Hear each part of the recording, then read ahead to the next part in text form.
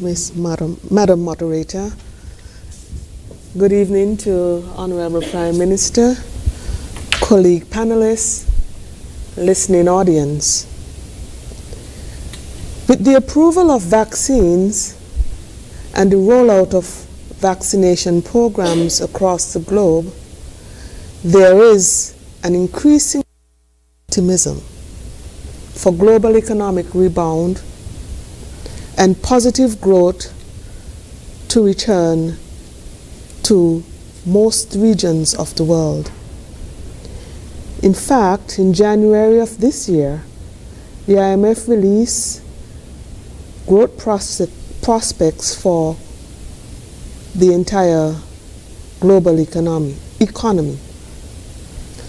Global growth is expected to reach around 5.5% by the end of 2021. In the United States of America, it is expected that that region will grow by 5.1%. This is essential for us here in the Caribbean. Closer to home, Latin America and the Caribbean region, we're expected to grow by 4.1%. And for us here in the Federation, you've heard it from Honorable Prime Minister earlier this evening, that the estimate is for the economy of St Kitts and Nevis to grow by 5.5% in 2021 and 5% in 2022. This is consistent with all the projections made by the Eastern Caribbean Central Bank for the ECCU economies, which are expected to return positive growth in 2021. It is also anticipated, however, that the tourism sector would continue to be slow, with prospects for better performances in 2022-2023 tourism season. There is still relatively high levels of uncertainty as it relates to the prospects for recovery. The prospects are much more improved, however, for 2021 as opposed to our experiences in 2020.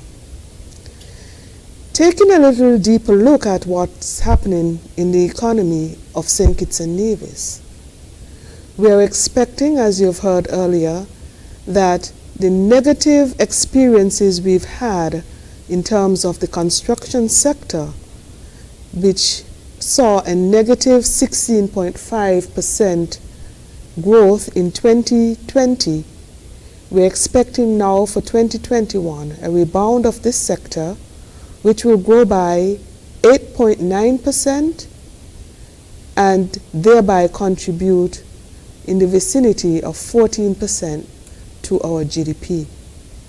The financial intermediation sector is expected to grow by 2.9% and contribute around 12% to GDP.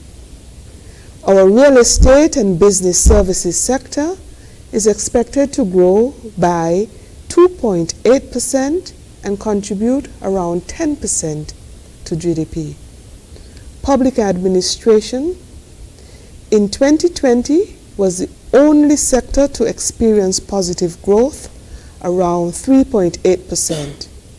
In 2021, we expect this sector to grow by 4.3%, again contributing around 10% to GDP.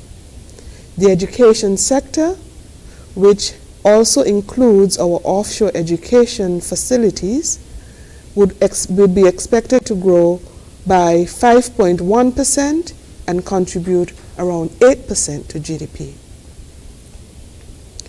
In terms of our economic recovery and transformation, the pathway rests heavily on our ability to have both government and businesses, and I would want to add the general public, finding a way to coexist with COVID-19.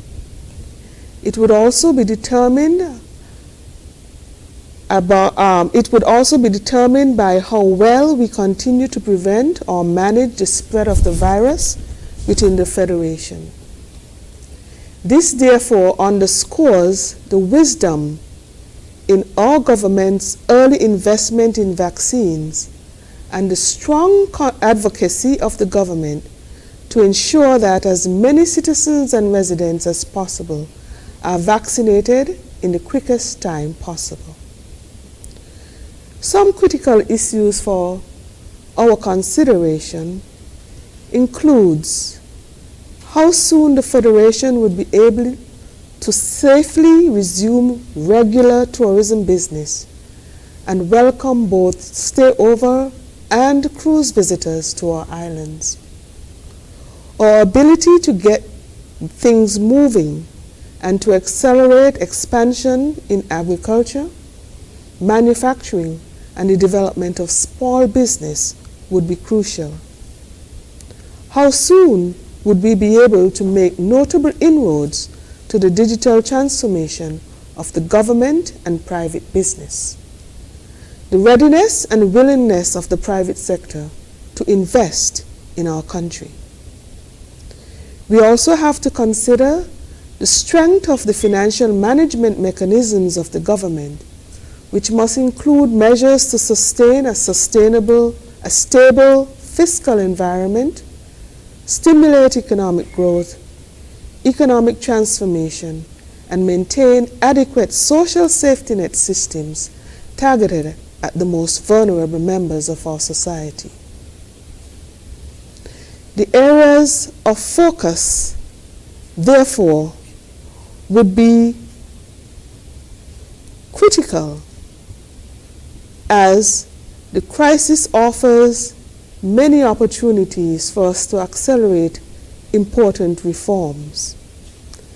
The overarching goal, therefore, has been accepted and currently being worked on by the government, and therefore is embedded in our 2021 budget.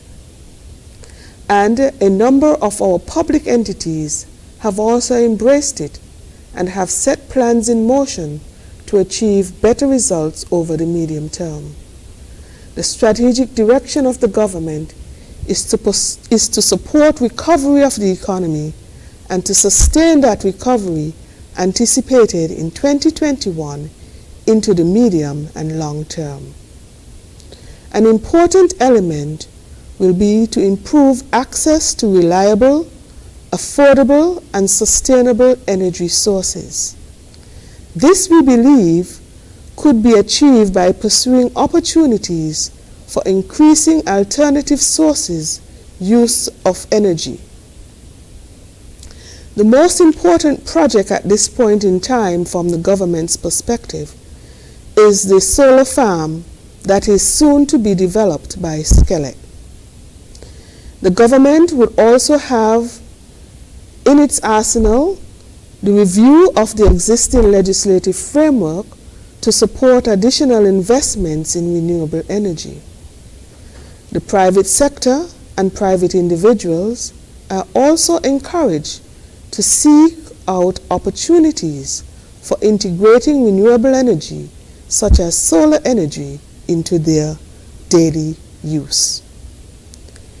Implementing reforms and the various plans necessary for digital transformation is of optimum priority.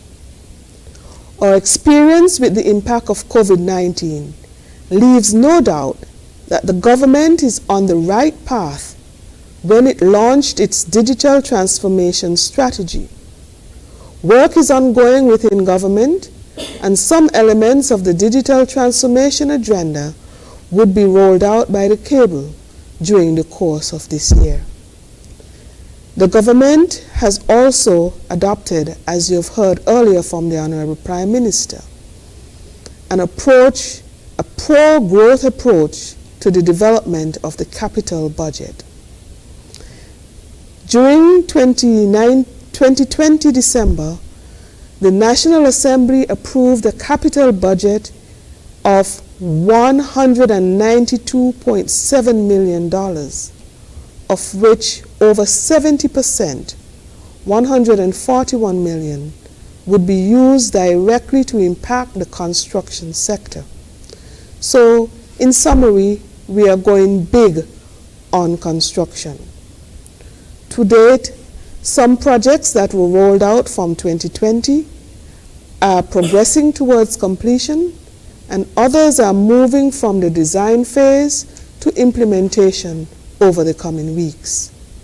We anticipate that these investments, along with private sector investment projects planned for implementation, would help to boost the construction sector and deliver positive growth, provide employment, and improve overall our physical infrastructure. Another critical element of our strategy to assist with economic recovery is the leveraging of the platinum brand of the CBI program.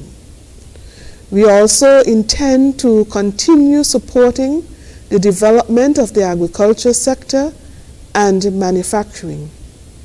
In terms of the agriculture sector, support for agriculture is important for boosting food and nutrition security of our country. The agriculture sector is fully supported in the current budget to continue enhancements in the production capacity of the sector. There are multiple objectives, which include lowering the food import bill, creating employment and business opportunities for our people, and, as said earlier, enhancing the country's food and nutrition security.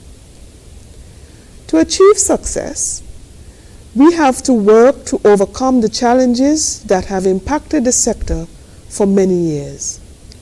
These include outdated and inefficient production methods, which leads to high costs of production and high costs of produce. The lack of adequate irrigation and other important infrastructure.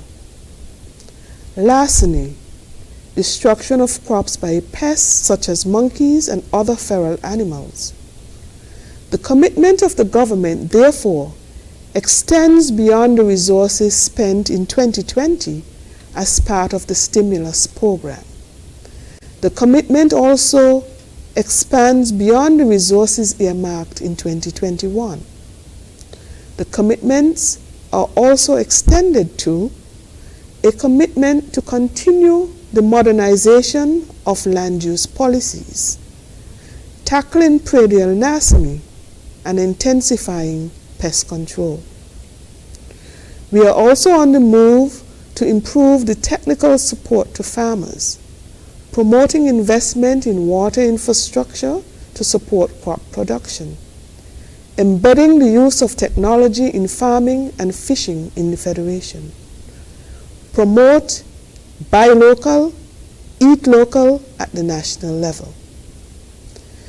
There is no way of securing good results in terms of stimulating economic recovery without giving continued attention to the active plans for human resource development and legislative reform. This evening, I would end on a similar note to the last time I was invited to join this discussion on leadership matters. And that is to say, it is clear that actions that the country must take are numerous, and the government cannot be expected to do it alone. The private sector would have to play a significant role. There is also a role for each individual citizen and resident. At the government level, we have identified some of the key initiatives to be implemented in order to support economic recovery and transformation of the Federation. We believe if the private sector, the public sector, can join together to implement a realistic program of action, St Kitts and Nevis, the St Kitts and Nevis economy will rebound to positive growth by the end of 2021 and also to sustain that growth over the medium term. Thank you for your kind attention. And thank you for providing us with that important update. We'll hear now from the Chief Executive Officer at the Tourism Authority, Raquel Brown. Thank you, Jacqueline. Good evening to my fellow panelists. Good evening to the Honorable Prime Minister. I have the honor of hopefully providing some confidence for those of us who are in the tourism industry. For the last year, for many of us, it has been extremely difficult time. The travel and tourism industry was the most hardest hit throughout the world because of the global pandemic. At the end of 2020, when the borders opened for many destinations before us, we opened our borders on October 31st. We saw many destinations open as early as June, and for many of us in the tourism industry and many of my stakeholders, they were very